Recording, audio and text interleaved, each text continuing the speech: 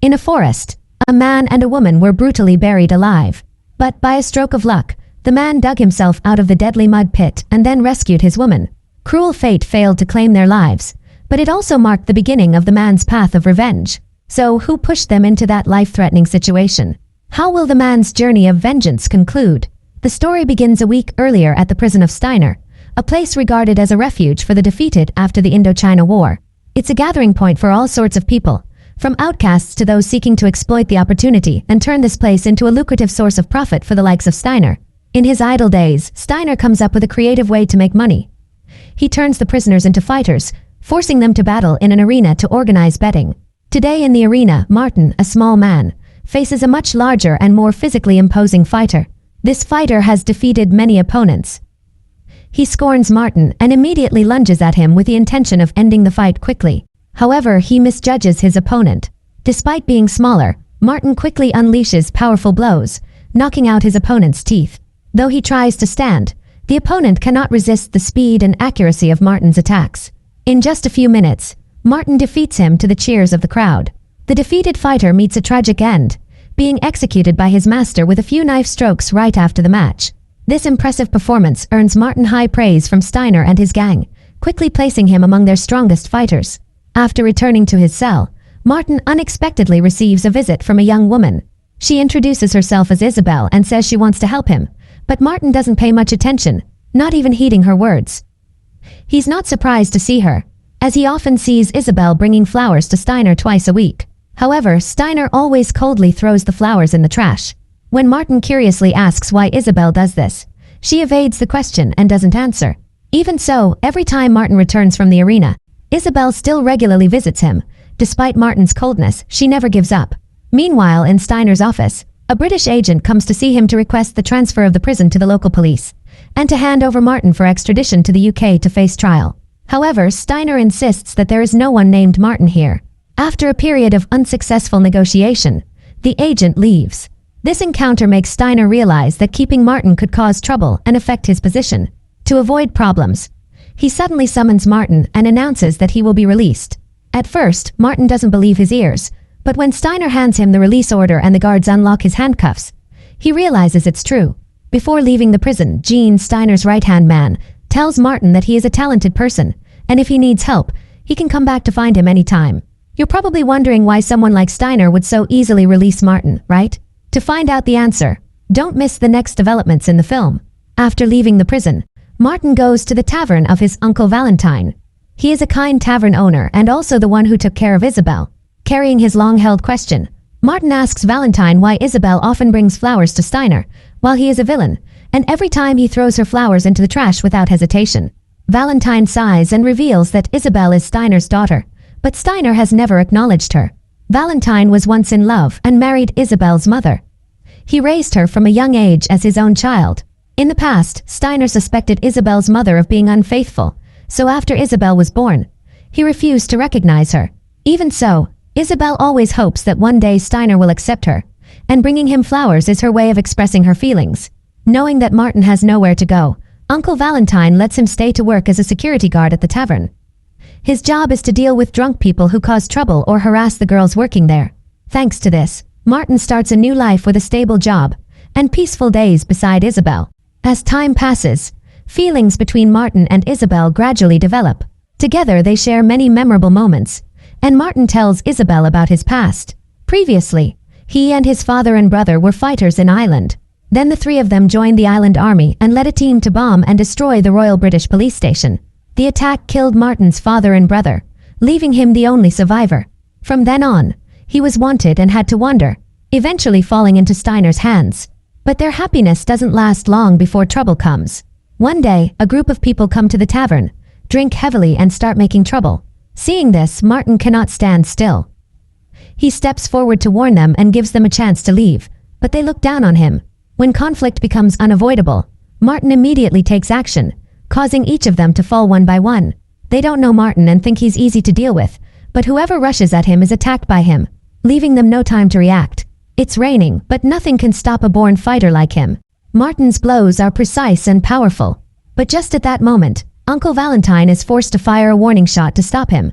However, Martin doesn't realize that he has inadvertently run into a powerful figure.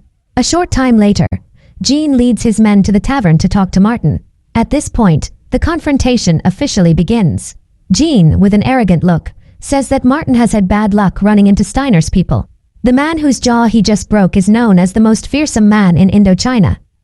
He is also the one Steiner invited to compete, but before he could even debut, he was defeated by Martin, ruining all their money-making plans. Facing this situation, Jean doesn't blame Martin, but instead offers him a job working for him and Steiner. He emphasizes that if Martin agrees, everything will be forgiven, but if he refuses, the consequences will not be pleasant. Martin understands that he has made a mistake. Although unintentional, he now has to face the reality. Uncle Valentine, after witnessing Martin's fighting skills, advises him to leave. He believes that Martin was born a warrior and should live up to that nature instead of staying here. Not wanting to cause more trouble for Isabel and Uncle Valentine, he decides to accept Jean's offer. Early the next morning before dawn, Martin plans to leave quietly. However, Isabel wakes up and sees him off. Before parting, Martin instructs Isabel not to come to the arena where he fights, and to stay away from any bets related to him. After leaving the tavern, Martin goes to work for Jean. When he sees Martin return as a fighter, Steiner is extremely happy. From here, he begins a period of being turned into a money-making tool for them. Not long after Martin left, the British agent came to Uncle Valentine's tavern. He offered a reward of £10,000 for anyone who could provide information about Martin. This is a tempting amount at that time. But despite the large reward, no one at the tavern reveals anything. For them, Martin has gone from a stranger to family because of his affection for Isabel. Meanwhile, at the arena, Martin continues to participate in matches. Under Steiner's arrangement, he continuously defeats all opponents, turning him into an invincible money-making machine in their eyes. Martin decides to face the fighter he met on the rainy night, the one whose existence he cannot tolerate in the ring. With a determination to end his career, Martin unleashes devastating punches that make him lose his senses. Only when he sees that he can barely stand does Martin stop. Martin's next opponents also suffer the same fate. The stronger ones can withstand a few blows, while the weaker ones are completely defeated with just one punch. Thanks to his outstanding talent, Martin brings in a huge amount of money for Steiner and his gang. At the same time, Martin's reputation also spreads, and each of his matches attracts a large crowd of fans and bettors, all of whom place their trust in his victory. Continuous success brings Martin a much higher salary than when he was a prisoner. With the money he earns, Martin returns to visit Uncle Valentine and Isabel. Here, Uncle Valentine reveals that the British agent is looking for Martin, with a large reward for anyone who provides information. Valentine is worried about Martin and Isabel. He doesn't want her to be in pain if Martin is arrested. He gives Martin his military passport, suggesting that he take Isabel and flee to America, where they can both find freedom, and he plans to return to his hometown with his girlfriend. But to carry out the plan, Martin needs more money, so he decides to stay and participate in one last match before leaving. However, Martin doesn't realize that Steiner has set a deadly trap. When Martin comes to see Steiner to discuss the matter, he refuses to cooperate, on the grounds that Martin is too strong. Martin's dominance in the arena makes viewers always bet on him, making it difficult for Steiner to profit from the matches. He begins to fear that Martin may become an uncontrollable threat, and his dark scheme gradually emerges. Steiner proposes that Martin act in the next match, deliberately losing to help him win big. He promises to give Martin 1/4 of the money earned if he follows the plan. Because he wants to leave here, Martin agrees without hesitation. The fight takes place amidst the wild cheers of the crowd, all betting on Martin's victory. Valentine at home also puts all his assets into the belief that Martin will surely win. In the ring, Martin excellently plays the role of a fiery fighter. He continuously unleashes fierce blows. He attacks his opponent like a storm, making everyone believe that this will be an easy victory. If it weren't for the agreement with Steiner, Martin could have defeated him on the spot with just a few more blows. But at the climax, Martin suddenly leaves his defense open, creating an opportunity for his opponent to deliver a powerful punch to the face and knock him down. Martin's acting is so excellent that no one suspects that this is a match fixing. At the tavern, Valentine is still confident that Martin will surely win.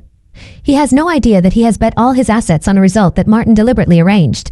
Immediately after that, Steiner's men rushed into his bar and announced that Martin had lost, and now this bar will belong to them. Valentine temporarily cannot accept the reality that all his assets have fallen into their hands.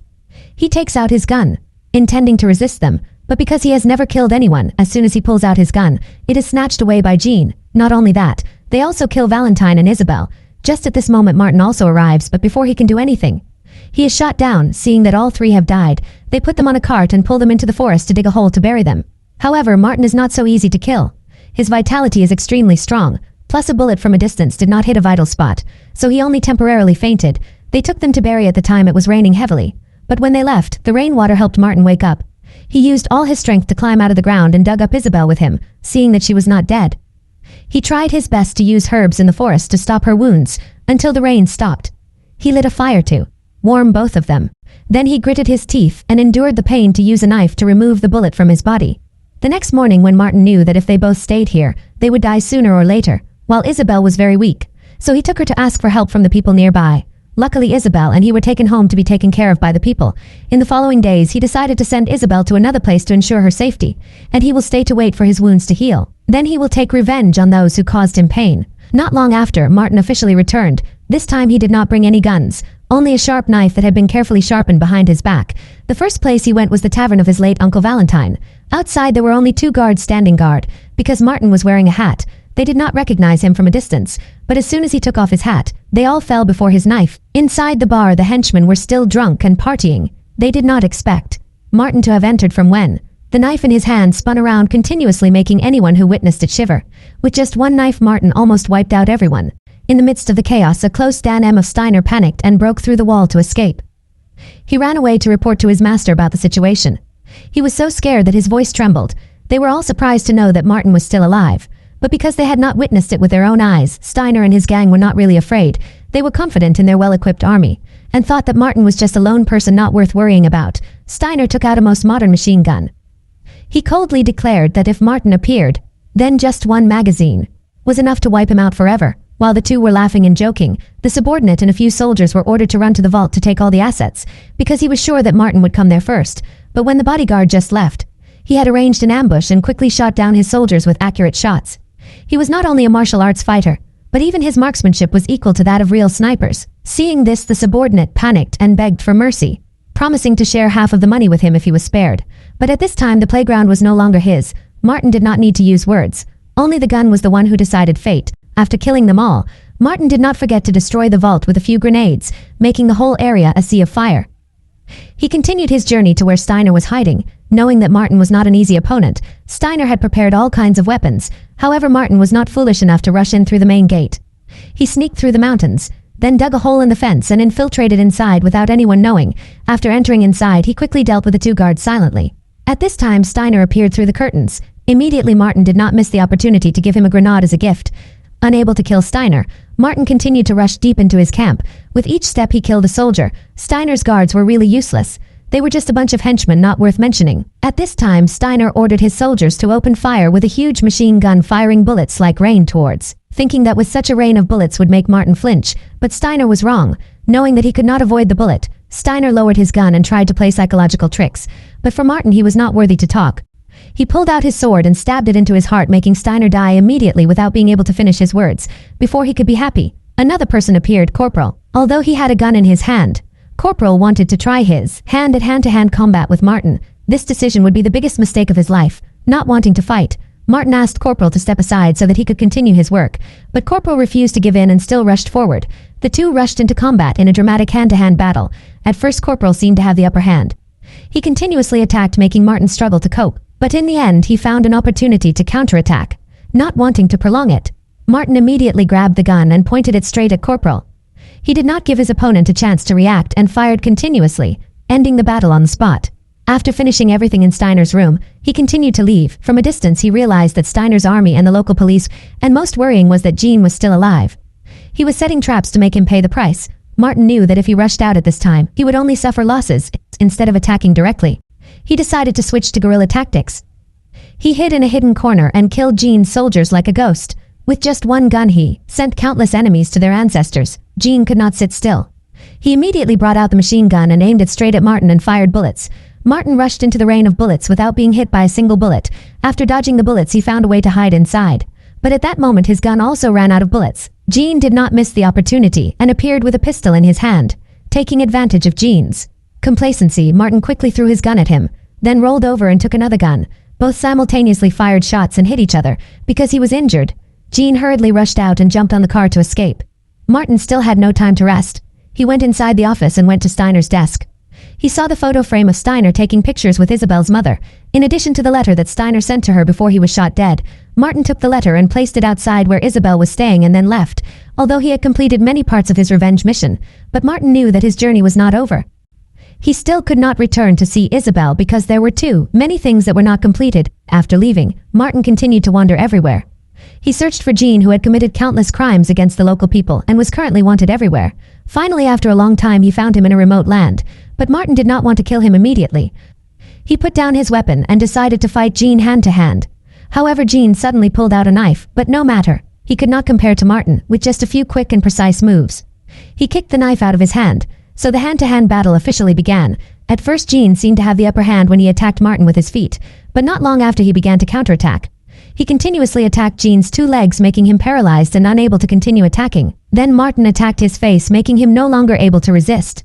Finally, he finished the fight with an impressive knockout. When Jean was completely defeated, Martin took his knife, ending the life of the evil enemy. This is revenge for Uncle Valentine and Isabel. At this time, Isabel has recovered and received the letter that Steiner wrote to her. Finally, she also learned that Steiner had never directly said it, but in the letter he admitted that she was his daughter and he loved her very much. That was a great consolation for the years she had endured and tried to find love from her father. However, after taking revenge, Martin did not return to see Isabel. He knew that if she lived beside him, she would not be safe. The only way to protect her was to stay away, keep her distance so that she could live in peace. While leaving, Martin met again the British agent, who for many years had been looking for him. He offered Martin to join the newly established local special agent team. With his talent, Martin could work for the team, and in return he would be cleared of his crimes. At the moment there was nowhere to go, and there was nothing to do, so Martin accepted the offer, hoping that this journey would bring better things than what he had experienced. The video here has also ended. If you guys find it good, please leave a subscribe to the channel. See you again later.